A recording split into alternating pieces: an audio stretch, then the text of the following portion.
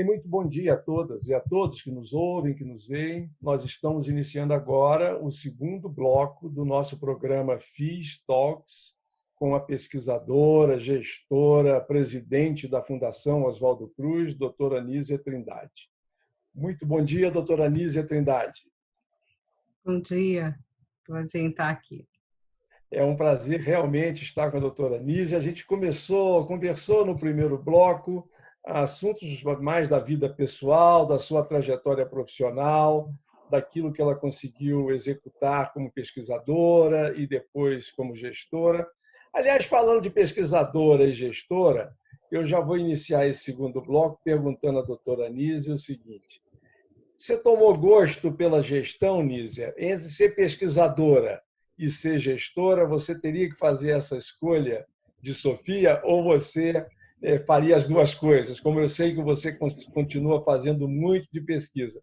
Mas gestão, às vezes, é uma coisa, é uma doença que pega nas pessoas. Eu mesmo fiz medicina, eu sou médico, exerci a prática médica durante muitos anos, mas a gestão me pegou de jeito e eu adoro trabalhar na área de gestão da saúde. Como é que você se sente? Mais pesquisadora ou mais gestora? Eu me sinto as duas coisas. É claro que, dependendo do período, esse que eu estou vivendo agora, a gestão e a presidência da Fiocruz é muito desafiadora e é 90% do tempo, eu diria, né? E não estou exagerando nisso. Mas eu me sinto pesquisadora na minha área, contribuindo para as questões de saúde. Eu sinto também que muitas vezes eu associo essa experiência na gestão com a reflexão acadêmica do meu lugar de pesquisadora do campo das ciências sociais. Então, por exemplo, quando eu falo da complexidade da Fiocruz hoje, da sua presença em diferentes territórios e estados, né, da nossa federação, eu também me remeto às minhas reflexões sobre como o país se construiu, essa construção, essa arquitetura política que depende também de bases materiais, ambientais, não é, que sempre esteve presente na minha reflexão acadêmica. Em alguns momentos eu sinto muita saudade de mais contato com os estudantes, de mais tempo para a escrita. Eu gosto de escrever, né? Nem todas as pessoas gostam de escrever, mas eu gosto, eu tenho gosto pela escrita.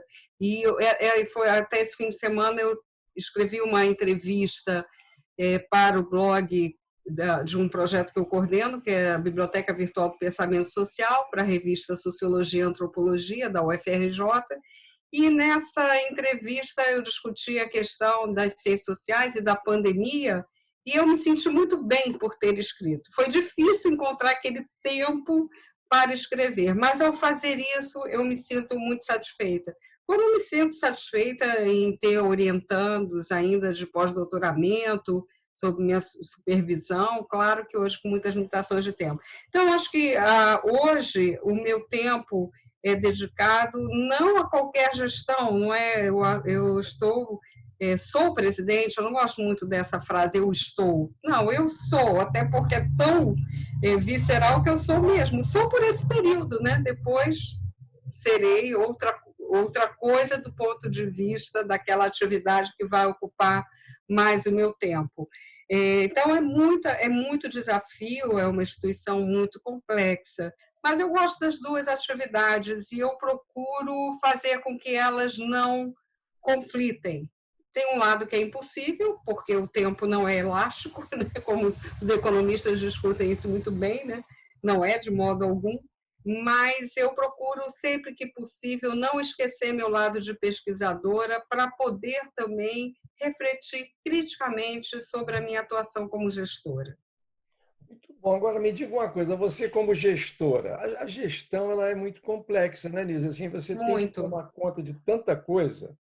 E você é mais de delegar as responsabilidades para as suas vice-presidências, ou você é daquelas que fica em cima do orçamento, cortar custo fixo, está gastando muito dinheiro com luz, com água, com não sei o quê, tá. Como é que você gerencia isso? Você é uma pessoa que entra no detalhe da gestão ou você trabalha mais na questão política e estratégica? Qual é o seu posicionamento como gestora de uma instituição com a complexidade, o tamanho, a dimensão e, mais do que isso, a responsabilidade da Fiocruz? Eu tenho uma equipe fantástica, então a própria constituição da equipe dá indicações do espírito e do desejo de delegar. Muitas ações eu delego, mas eu acompanho. Eu não delego e esqueço, mas acho que delegar significa também acompanhar, né? É, Confia, como diz um ditado da gestão, você confia conferindo. Confia conferindo, exatamente, exatamente. E até pela complexidade da instituição, do momento em que estamos, eu acho que não poderia ser diferente. Então, eu tenho rotina de reunião com a equipe, né? Eu tenho uma rotina realmente de acompanhamento muito forte, não só com a equipe da presidência, mas também com o nosso conselho deliberativo, que é formado pelos diretores dos nossos institutos. Então, eu acompanho muito as coisas, mas não nesse detalhe que você falou. Eu tenho uma excelente vice-gestão, desenvolvimento institucional, a Fiocruz já tem consolidada a sua área de coordenação de administração, a coordenação de planejamento também atua muito bem. Então, eu não fico também no dia a dia preocupada com cada nível de detalhe, não. Mas sou muito, eu tenho uma coisa assim muito intuitiva, então eu rapidamente vejo onde que alguma coisa está pegando, assim, né? Eu não vou nem falar, não tem aquele famoso assessor que diz vai dar M? Eu tenho um amigo que foi vice-diretor quando eu era diretora da casa, ele falou, você não precisa desse assessor, você mesmo Você diz. dá essa, E às vezes eu delegava uma tarefa, olha, você vai precisar em tanto lugar. Ele falou, não, a coordenadora do projeto vai. Eu falei, você vai ter que ir lá. Aí ele, muito a contragosto, ele ia e falou, não é que você tinha razão? Não é que deu problema mesmo?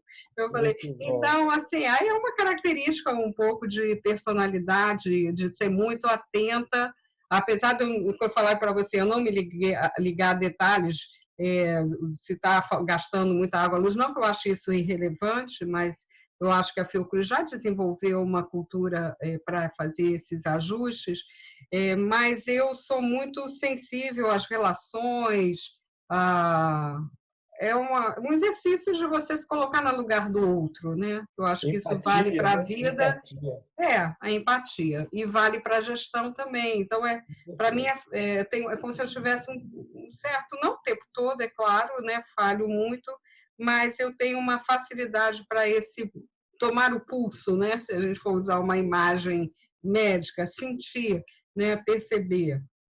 Claro que cometendo muitos equívocos, mas eu tenho essa característica e exercito ela muito na gestão também, né, que é a Diga empatia, uma como coisa, você Nízia. falou. Nesse mundo da pesquisa, nós que estamos do lado de fora da pesquisa, a gente tem assim a percepção, pelo menos tem um sentimento de que o tempo do pesquisador ele está totalmente dissociado do tempo real, das necessidades humanas. Você é muito pressionada pelos governos, pelos seus, enfim, pela sociedade, para que entregue respostas rápidas Sim, de uma sim. coisa que você sabe, como pesquisadora que a pesquisa tem o tempo dela e o pesquisador, por seu lado, também deve pressionar muito por mais investimentos, mais. Você consegue conciliar esses dois olhares de uma forma boa e assim harmoniosa? Claro que isso com frequência é tenso, mas é difícil, às vezes, para a sociedade, para governos entenderem que questões importantes de pesquisa levam tempo, né? Você mencionou vacina, por exemplo, em geral, vacina leva um tempo para desenvolvimento. O que é importante, eu acho, nessa relação, é pensar que as instituições são muito importantes, quer dizer, o trabalho do pesquisador ele é fundamental, mas o ambiente institucional é muito importante e a história, né? Então nessa pandemia a Fiocruz e outras instituições estão dando respostas porque há um acúmulo. né, de desenvolvimento em ciência e tecnologia, em capacitação, em conhecimento. Então, a Fiocruz está produzindo os testes moleculares de PCR, que são tão comentados, eu acho que nunca se falou tanto em biologia molecular, né, como nessa pandemia. Esse trabalho só é possível porque tem uma história de desenvolvimento tecnológico, porque nós temos pesquisadores dedicados ao desenvolvimento tecnológico, temos biomanguinhos como instituto de produção, então acho que é muito importante quando nós pararmos e pensamos em questões como a que você coloca, olharmos em perspectiva, não é? Porque não é possível, do nada não se dá resposta, não é? Sem uma base. E daí é muito importante a preservação e mesmo o aprofundamento dessa base, a correção de problemas que vemos, né, como um esforço permanente, e a renovação de quadros. Esse é um grande desafio das instituições hoje, falando da Fiocruz, que é a que eu mais conheço e que está sob minha responsabilidade, é o nosso grande desafio. Nós temos muitos valiosos profissionais se aposentando e não temos essa reposição no mesmo ritmo, até porque é uma reposição difícil, né?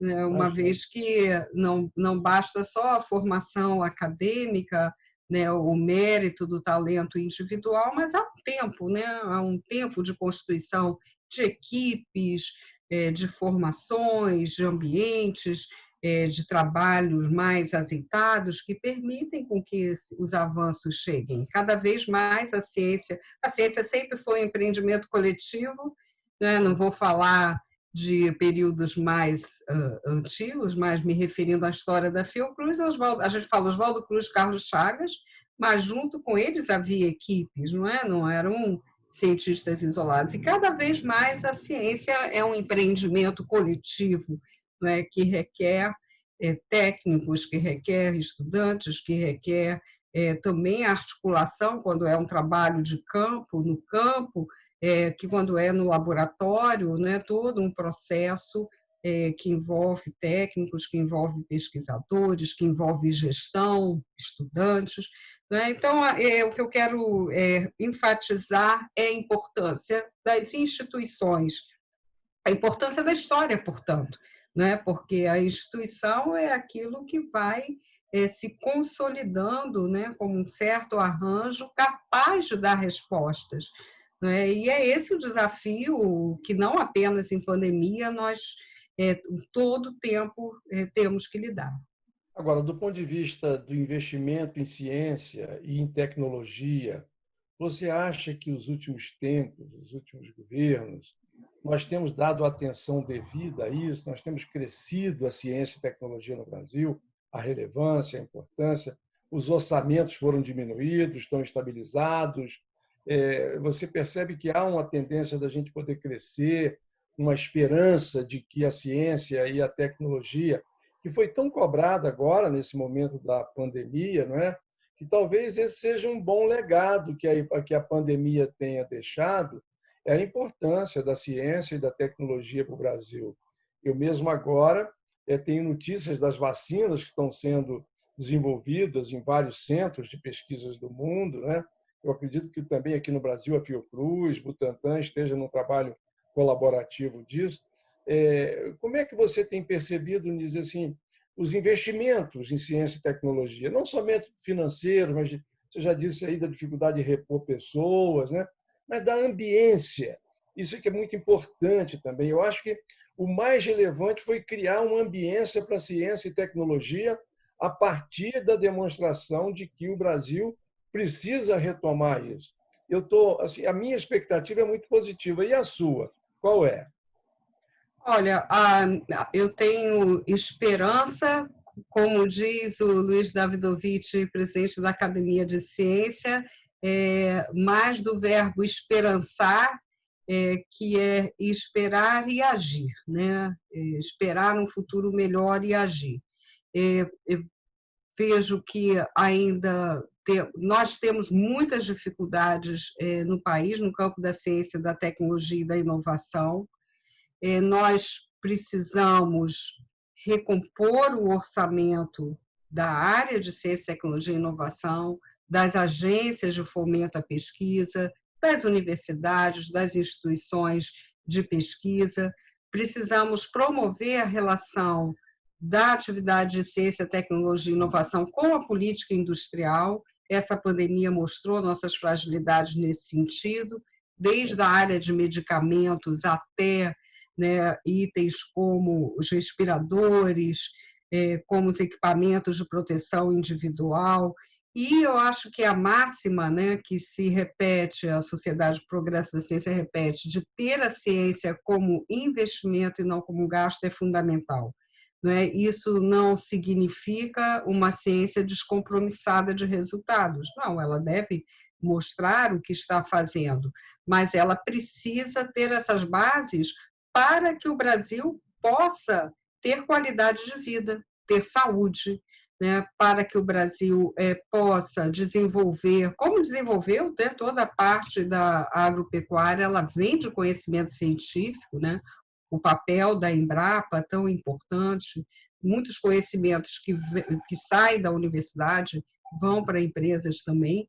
Então, é fundamental uma recomposição do Fundo de Ciência, Tecnologia, Inovação, que essa situação que estamos vivendo hoje, que é dramática, e eu expresso aqui meus sentimentos a todos os familiares que perderam e amigos de pessoas que, infelizmente, faleceram por essa doença, pela Covid-19, como impacto dessa pandemia, mas eu acho que ela nos mostra vulnerabilidades em todo o mundo, né? E no nosso país ela mostra também que não há caminho sem a ciência, tecnologia e inovação. A ciência, tecnologia e inovação e o sistema de saúde são os dois pilares para que a sociedade possa lidar com esse problema, que é um problema de longa duração, como eu tenho dito, e não só eu, né? Porque sabemos que vamos ter que continuar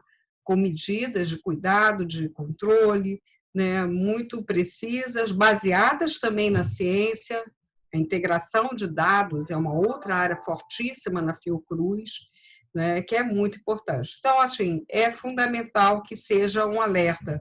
É muito importante esse investimento na ciência, tecnologia e inovação e nos jovens talentos junto com isso, né, para que nós possamos realmente ter a ciência, tecnologia e inovação à altura dos desafios de um país como o nosso e com tanta tradição positiva de pesquisa que a Fiocruz faz parte dela. Nízia, me diga uma coisa. Você, como pesquisadora e como presidente da maior instituição de pesquisa do Brasil, pesquisa, ensino, assistência, enfim, talvez a instituição de maior reputação internacional no Brasil, você acha que nós, esse ano, teremos a tão esperada vacina para tratar da Covid-19?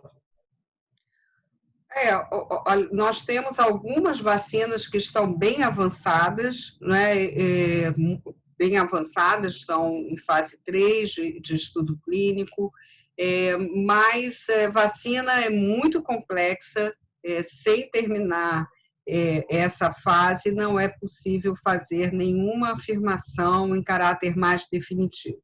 O que é possível dizer, sim, é que existem vacinas que passaram bem, né, até essa fase.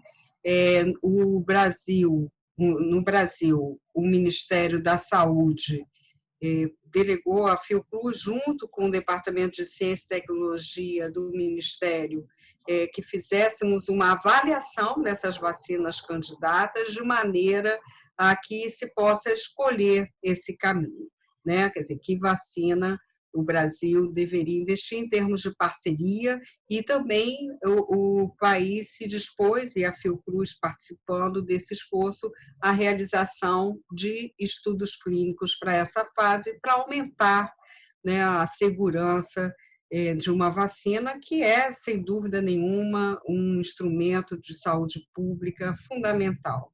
E também o Brasil tem grupos de pesquisa dedicados, né, ao desenvolvimento de uma vacina nacional que devem ser apoiados e devem ser estimulados, e nós estamos, então, trabalhando nessas duas direções. Nós temos na Fiocruz de Minas Gerais e temos em Biomanguinhos projetos com essa característica.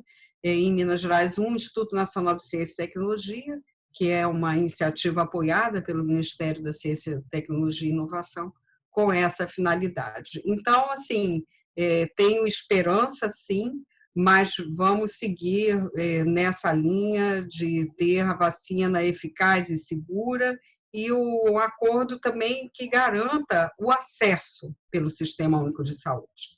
Né? Eu tenho me comprometido, como presidente da Fiocruz, a esses esforços que vejam vacina e medicamentos dedicados à Covid-19 como bens públicos. É muito importante que isso seja assegurado. Muito bom, doutora Anísia. E me diga uma coisa para a gente, nós já estamos caminhando para o final, mas eu sei que o seu mandato termina este ano. E eu tenho assim conversado e verificado que você é muito querida na instituição, Que seja bom. pelos pesquisadores, pelos professores, pelos servidores. Você ganhou assim uma reputação como boa gestora, capaz de conciliar os diversos, tem sempre uma palavra de apoio e de busca do melhor resultado, através, muitas vezes é difícil encontrar uma unanimidade sobre determinado assunto, mas de valorizar os dissensos, já que o consenso não é possível. Eu sei que você sempre procura qualificar os dissensos e encontrar uma maneira de conduzir aquilo pelo melhor caminho. Eu te pergunto, nesses 4 anos do seu mandato, algum dos dos 10 pontos que você elencou no início do seu mandato de execução, deixaram de ser feitos? E você admitiria ser reconduzida a essa condição de presidente da Fiocruz, que seria uma coisa muito boa para todos nós do Brasil, continuarmos a ter uma mulher tão brilhante à frente da nossa instituição querida aqui do Rio de Janeiro? Eu agradeço muito as suas palavras, a sua gentileza, e também sei que eu tenho uma história de dedicação à Fiocruz, à causa democrática, à ciência, né, à saúde. Então, acho que é o que me motiva. Eu não consigo ver o exercício de um cargo como esse, que traz uma responsabilidade enorme e riscos também, né? Riscos muito grandes, se não houver este sentido do trabalho coletivo e também de um trabalho que tem um sentido maior, né? É uma instituição inspiradora. Nos seus 120 anos, eu ainda me emociono quando leio essa história e quando cito a sua atualização hoje, né? Quando eu vejo que a ascensorista que me leva, né, no elevador, né, no meu gabinete do 5º andar do castelo, ela tem orgulho de mostrar que conhece aquele elevador, que sabe, isso não tem preço, né? É você sentir que cada pessoa da instituição, é claro que eu estou atuando e mostrando um exemplo positivo, a instituição tem problemas, como todas elas têm, mas ela tem uma alma, eu diria, né? É uma instituição que ela tem uma alma, né? Um sentido de pertencimento, uma identidade, né? Para falar em termos sociológicos, uma identidade. Isso é uma construção muito difícil e nunca é linear, né?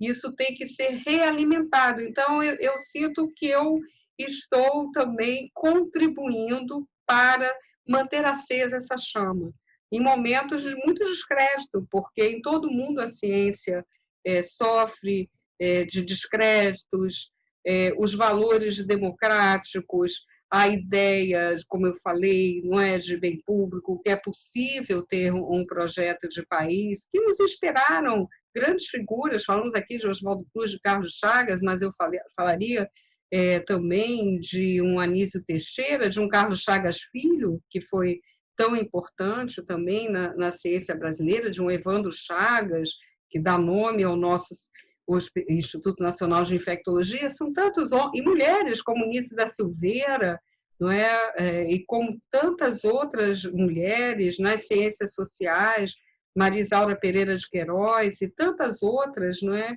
E as pessoas técnicas que construíram também, junto com os pesquisadores, esse trabalho. Então, eu vejo assim que eu me sinto parte de um país no qual eu acredito, né, de uma sociedade na qual eu acredito. E eu acho que a reputação da Fiocruz vem dos seus feitos científicos, né, doença de Chagas, acabamos de sermos aprovados num edital como único projeto para tratamento e diagnóstico de doença de Chagas, que é a nossa origem, né, com Carlos Chagas, desde os feitos científicos, mas também essa capacidade de mobilizar uma energia institucional e dar respostas para o sistema de saúde, né? Então, acho que essa capacidade é que dá força à nossa instituição desde 1900. Então, retomar, reatualizar, né? Não é nem atualizar, é reatualizar como um processo constante, é que eu vejo como o que marca mesmo o meu mandato, né? Motiva, né? Eu acho que é isso. Que bom, que bom. Como um projeto coletivo. Espero que ao final dele esse projeto coletivo então permaneça. Desejo Ah, com muito boa certeza. sorte à doutora Anísia Trindade. Muito obrigado pela gentileza de estar conosco nesse nosso Peace Talks, que foi muito esclarecedor, foi espetacular. Muito obrigado, Obrigada, doutora José. Anísia, que tenha um bom dia, uma boa semana e que continue à frente com tanto êxito dessa instituição que tanto orgulha aos brasileiros e brasileiras. Muito obrigado e até o próximo Peace Talks. Obrigada, muito obrigada por estar aqui.